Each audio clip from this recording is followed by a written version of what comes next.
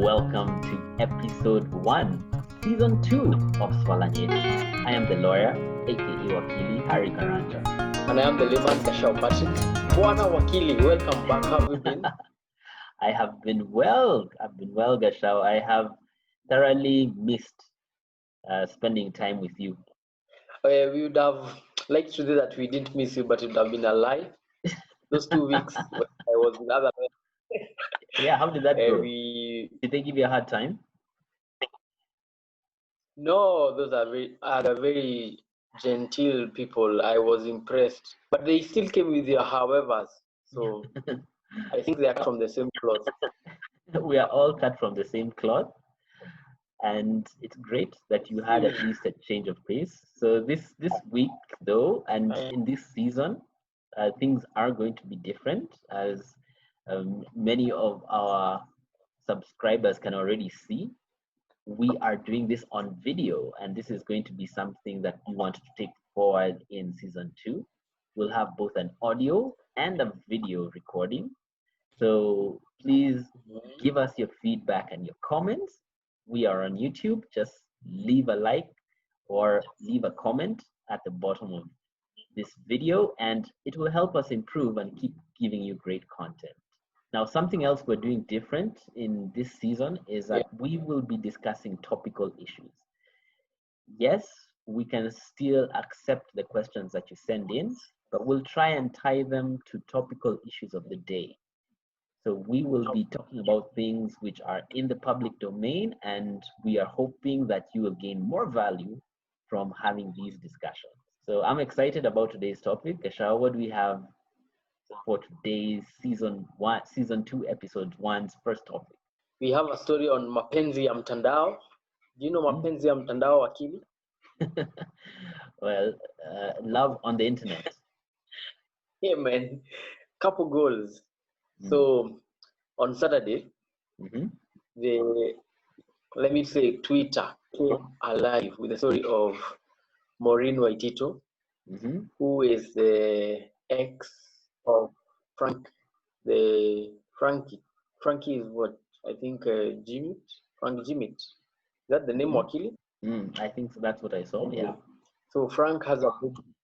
Yeah, has a baby with Corazon, and the issue, I mean, it blew up it was such a big because she is saying that he does not take care of his children and that he's a deadbeat dad, and that, the things, and now on Twitter it's hard to know who is saying the truth and who is not.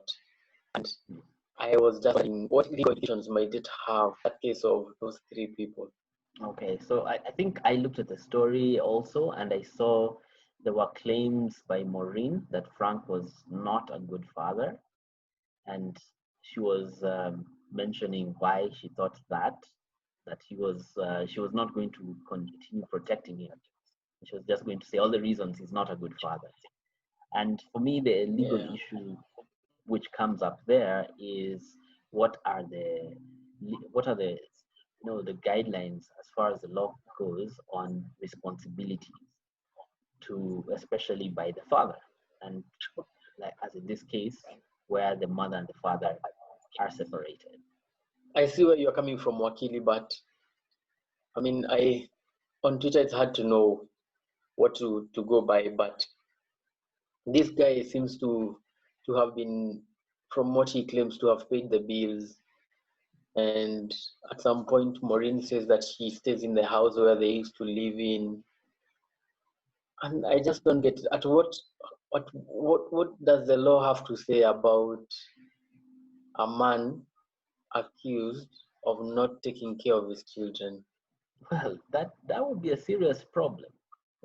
Maybe let me start here.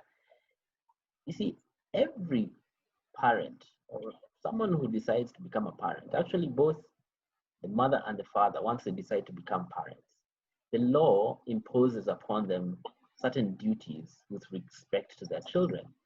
So once you have made the decision to become a parent, you know that there are certain duties that you must meet with respect to those children. And here I'll speak about 5 mandatory duties which you'll find they 5. relate. Imagine only 5 mandatory duties. Probably should be more, but the law does impose these duties on That's the every answer. parent. Wakili. So the first one, of course, is that every parent has a duty to provide an adequate diet to their child. And note that it doesn't mean that you give them, you know, just a meal, but the meal must be adequate. It must be adequate in the sense that it must be sufficient and it must be of good quality as well. And the second thing is that every parent has a duty to provide clothing for their child. So you're not allowed to let your child just be moving around either with tattered clothes or it's not enough clothes. So there is a duty to provide clothing. There is a duty to provide shelter. Okay? So you can already see those 3 things fit within the description of the basic needs, because that's food, shelter, and clothing. And these are duties imposed on the parent. So as a parent, you have a duty to provide shelter. And the last 2 mandatory duties, one is to provide medical care, and this includes immunization. So when it comes to medical care, it means if the child is unwell, it's your duty as a parent to make sure that you seek medical attention for the child. But also, it's very important to note that the law also imposes a duty to ensure that the child is immunized. And as you know, that Kenya has an immunization schedule for children, especially infants.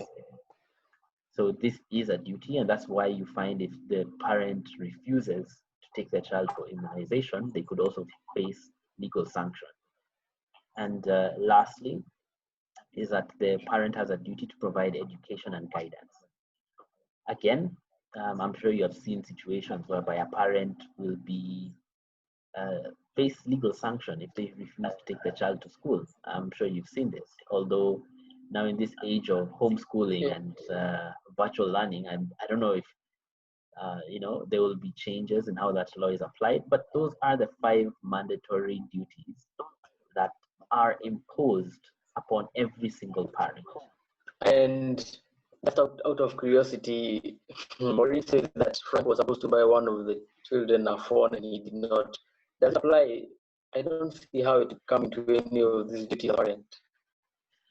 Well, yeah, I mean, you can see from the things I've given that a phone doesn't feature. I mean, as much as these days we say Wi-Fi is almost a basic right, as far as the law goes, it doesn't create any obligation to buy a child a phone. If you can afford it, well and good. But we have many parents who might not be able to afford a phone for their child.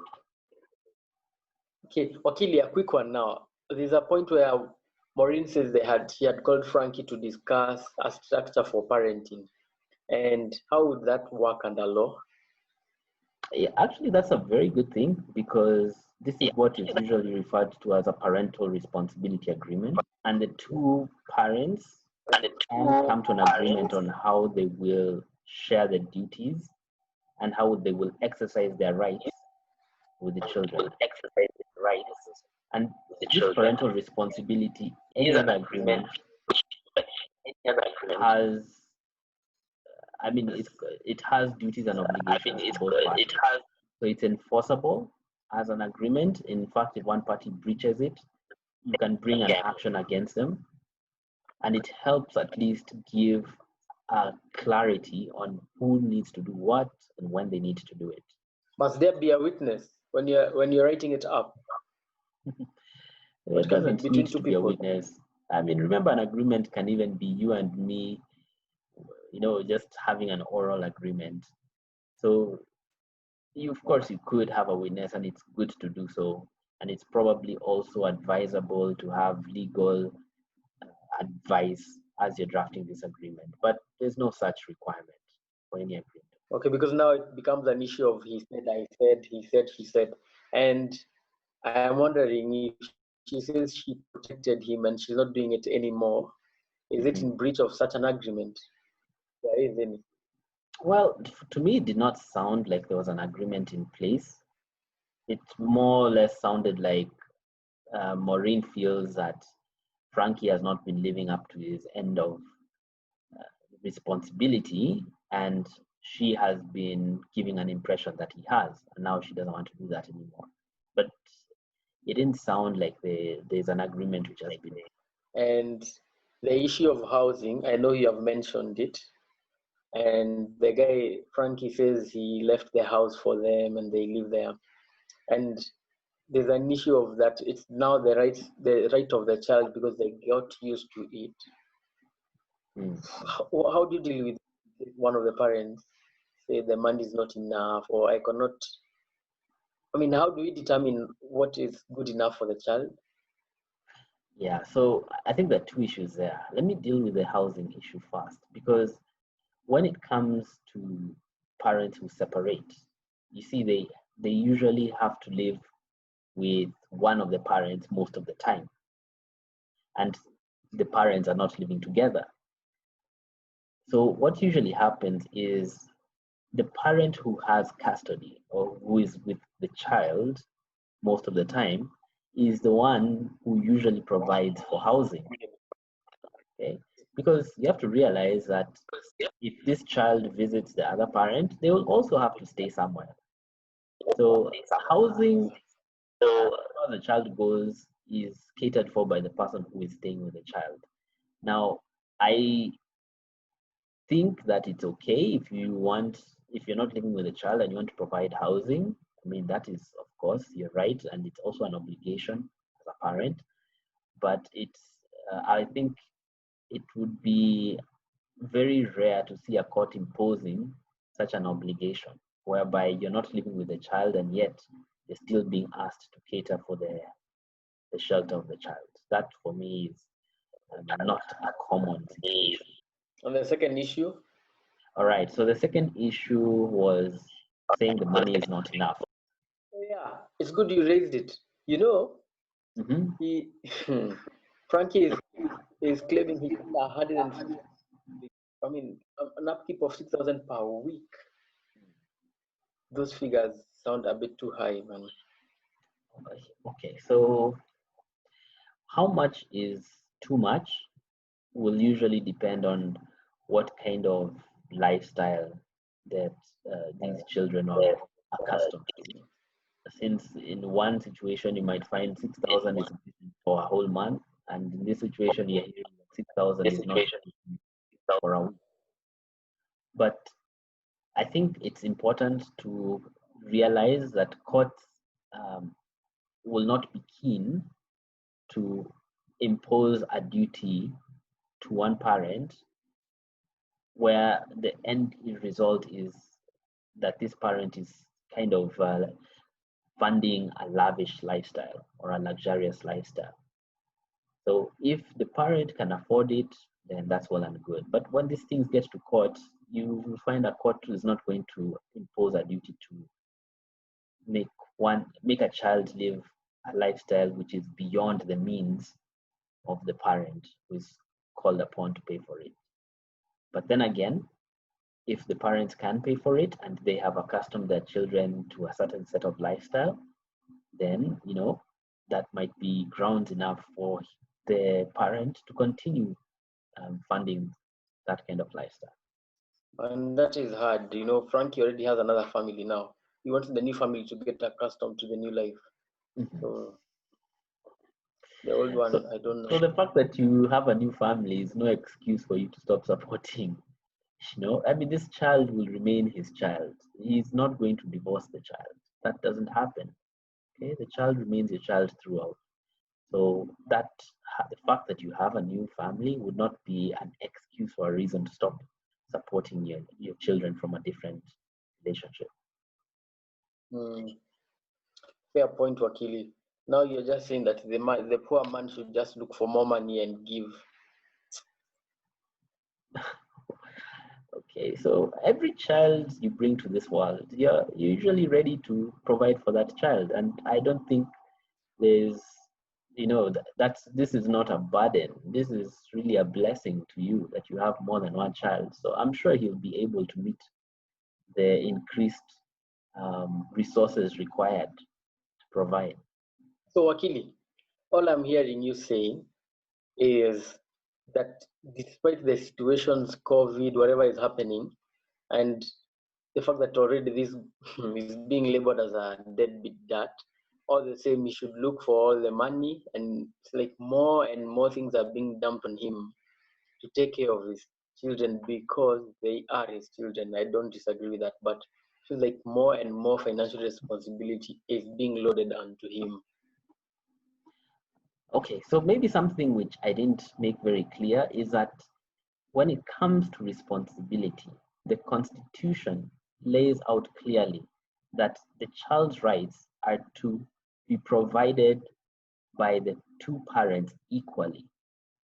So this doesn't mean that it's only the father who needs to provide for a child, or it's only a father who has these responsibilities, but it's both parents who have these responsibilities.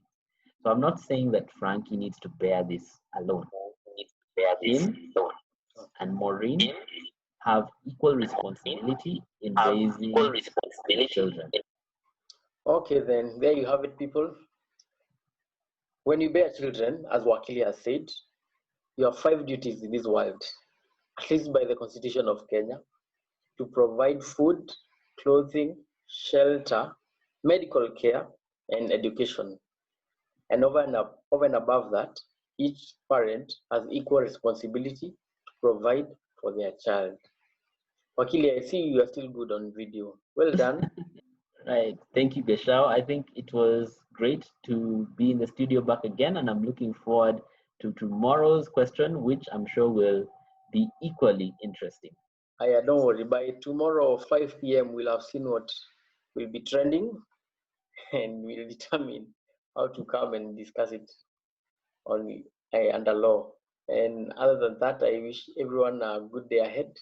And thank you very much on behalf of Swala Nyeti. Goodbye. Goodbye.